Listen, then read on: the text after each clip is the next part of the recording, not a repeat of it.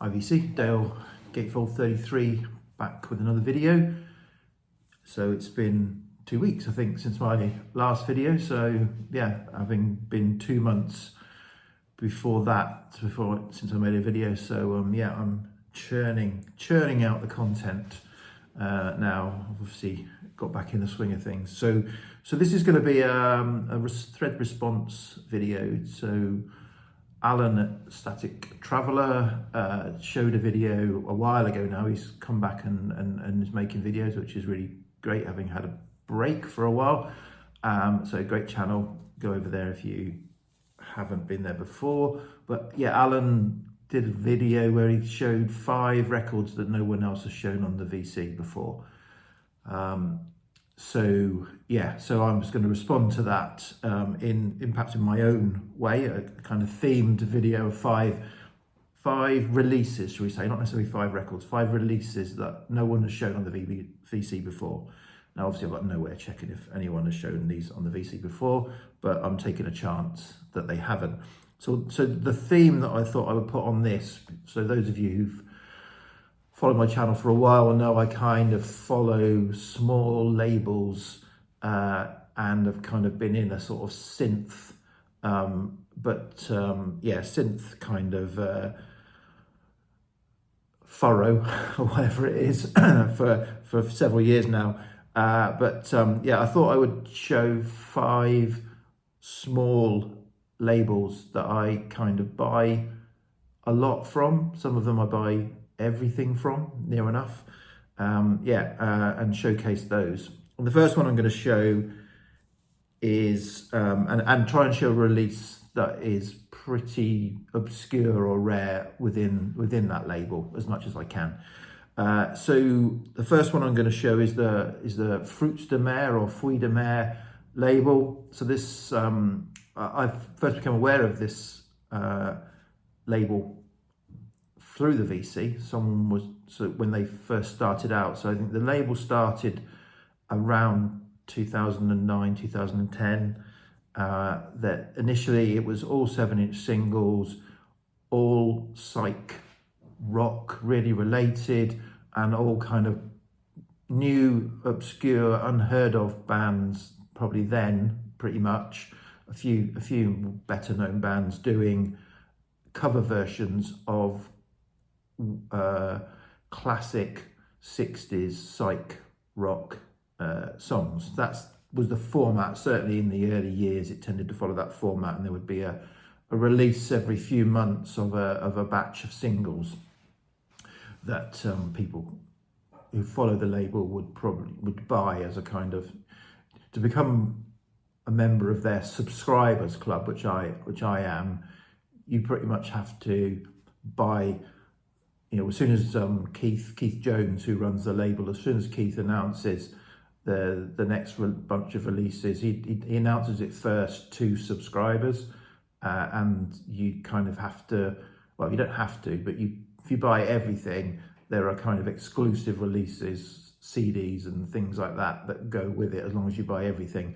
So so that's the kind of format it followed for a number of years, and now it's expanded out into obviously albums, albums and singles, not just now cover versions. There are also artists putting out their own material, but it tends to be psych rock related. Anyway, the release I've picked from the label I got several years ago. I can't remember how. It was a limited edition. I think it was a lathe cut single, and you had to kind of enter or had to say that you wanted to buy it, and then names went in a hat and they were pulled out, and if you were lucky you got the opportunity to buy it, because there were only 58 copies pressed or cut, and so I was lucky enough to be drawn out of the hat, and it's a 7-inch single, and this is not typical because this isn't psych rock, 60s psych rock. This is actually an original release by Moloko Plus, or Moloko, a 90s band that I think put out 1 single, maybe recorded a few more singles, which were subsequently put out. This is 90s, this is jangle, sort of good well, very good jangle pop, jangle rock release called Can't Wait Till Sunday, with Never Know What You've Got on the B-side. So this was released, it's very homemade, it's a wraparound sleeve, as I said, with a custom label, 7-inch single. I think there is a video of this song on YouTube, so if I can find it, I'll put a link, because I don't think any of the others I can share the music with you. But yeah, this one is great jangle, indie jangle pop, jangle rock, jangle. I keep saying jangle. Is jangle the right name? I've said it so much it sounds wrong. That's really good. So as I said, and I've had a look on Discogs to see how many people have got these things in their collection. So for that, only 11 people on Discogs have got that single in their collection, and it's fairly scarce in the marketplace, shall we say. The next label I'm going to talk about, I've talked about a lot over the last 5-10 years, is Claypipe. So that's run by Frances Castle in London, and she is an artist and a musician. I've said this before. She does great artwork for all of the releases, but also puts out her own music as well. And the one I'm going to show here, I can't remember if I've already shown this. I might have already shown this. Yeah, so that's probably what I should have said as well at the beginning if I didn't say. You know, these are things never shown on the BVC before, unless they've been shown by me before. Yeah, so what she started a few years ago, and there's now been 3 volumes. She's as an artist, she's put together her own comic storybook, which she illustrates and produces. It's an ongoing story called Stagdale. So there's part 1, part 2, and quite recently part 3. So yeah, so it's kind of, you know, a great ongoing tale, which is great. And each volume is accompanied by a flexi single. So there've been three volumes so far, 3 flexi singles, but that's kind of not a typical Claypipe release. Normally they'll put out, I think, 4 or 5 albums a year of typically instrumental synthesizer, analog synth music. In my view, all beautiful, and I tend to buy everything that they release. So the flexes that I looked on, I think it's volume 2, for example, 77 people have got that in their collection. Okay, next label I'm going to talk about is Library of the Occult.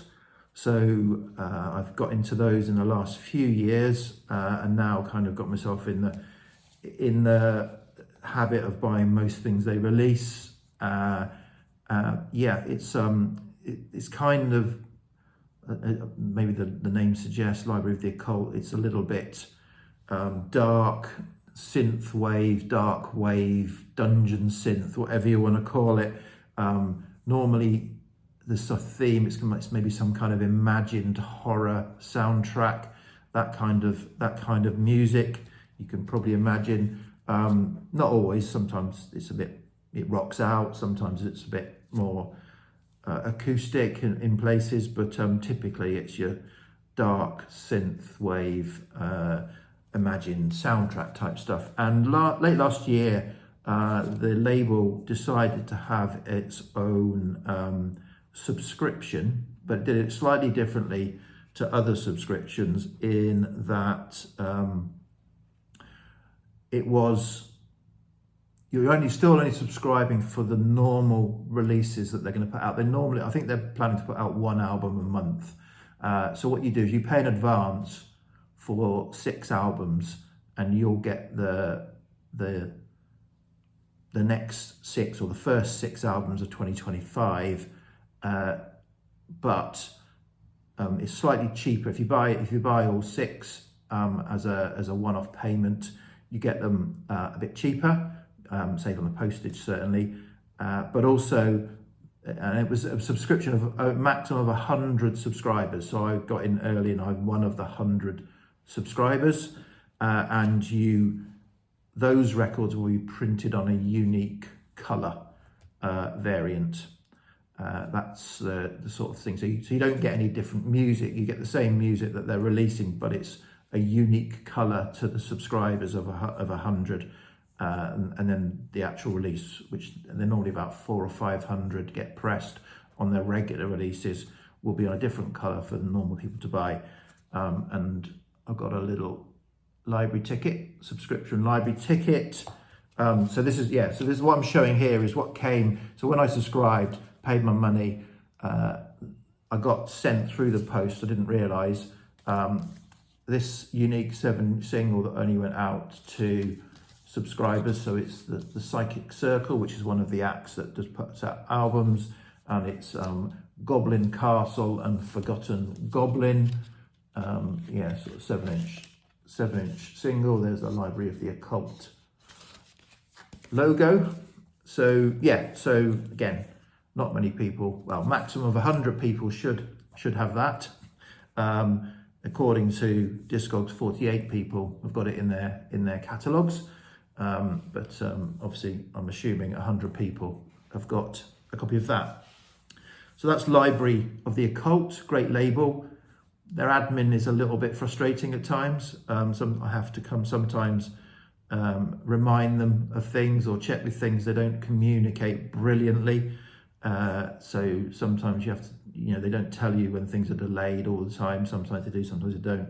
But I think it's a one-man band label trying to release an album a month. So I imagine that must be, and the person who runs the label is also one of the acts, or in fact involved in several of the acts that put out releases. So I imagine he is pretty busy, but it does get a bit frustrating. You have to kind of keep your fingers crossed and be patient, as you do with the next one I'm going to show. So the next one I'm going to show is the Castles in Space label, and they also have a subscription, which is you pay so much a month, either a digital subscription or a physical subscription. So it's more obviously for physical releases and cheaper for digital releases. And you get so many releases a year that are unique. So in this case, the releases are unique to subscribers. They're not available to buy on the Bandcamp site at all. However, it's been a bit random the last couple of years. I think the label's kind of expanding. I don't know whether it's kind of got ahead of itself. I know they're employing more people, but I think the subscription stuff, I'm not convinced I've had everything I've paid for. But and I think they must be running 7, 8, 9 releases behind. I'm sure I am owed a stack of releases from the last year or so. Colin, who runs the label, kind of apologizes every now and again, and says it's all going to be better, and then it kind of goes quiet, and then something like a couple of weeks ago, then something, there's a ring at the door, and there's 2 records arrive.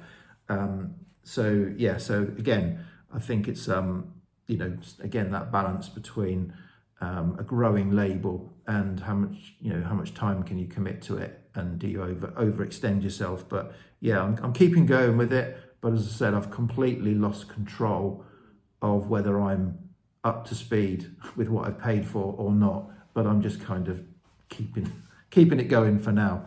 Anyway, show the record. So the record that I'm showing here, that it's probably the one I picked that's got the most, because there are about 500, 600 subscribers in the subscriber library, I think, for Castles in Space. I don't know how many of them are digital and how many of them are physical. But this album, this is a mini album or an EP. This is by Gordon Chapman Fox.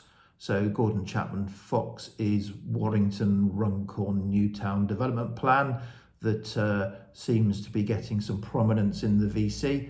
I would say thanks to me, because I've championed it and others have picked up on it. So, but it's not even thanks to me, because I wasn't the first person to show Warrington, Runcorn, Newtown development plan in the VC.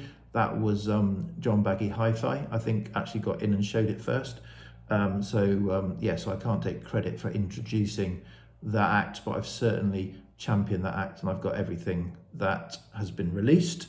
And I've also got this exclusive, if you like, subscriber only release by Gordon Chapman Fox on translucent yellow vinyl. So again, it's the same stuff, but solo. And 159 people have got this in their Discogs library. But again, I say, but nobody has ever shown it in the VC before. So that's 4. My 5th is going to be a cassette. And I'm going to therefore highlight the Spun Out of Control label. So the Spun Out of Control label tends to release, again, sort of, imagined soundtracks, a bit like Library of the Occult, but these tend to be, again, synth, but these tend to be not in the horror sort of genre, more in the science fiction, space kind of genre, if that's a genre, theme. And they started, typically it was cassettes. They've released a lot of cassettes. They have done some records. I do have some records by them as well. But certainly started with cassettes. And so I'm going to highlight, let me get it out of the case. Monochrome Echo is the artist, and Moonkeeper is this. So Moonkeeper sounds science fiction. There's the cassette. So normally they come on, and normally they release 2 cassette variants of an album every time, normally with a different coloured casing on the cassette you can choose from, and they're numbered, and they say there's normally 200 of each. So in this case, 192 of 200. I just crept in with Moonkeeper. Again, that's a spacey synth but it was followed up by Moonkeeper Exodus by Monochrome Echo. That's on a red cassette, and I got number 32 of 200 on that one. And then finally Moonkeeper Reckoning was the final sort of in the trilogy of Moonkeeper releases by Monochrome Echo, and that's on a translucent green cassette casing, and I got 46 of 200 on that. So that's a sort of a bit of a series of releases by Monochrome Echo on the Spun Out of Control label. And I don't play these cassettes, I'm a collector. I buy them on Bandcamp, download the Bandcamp, free Bandcamp download, listen to that.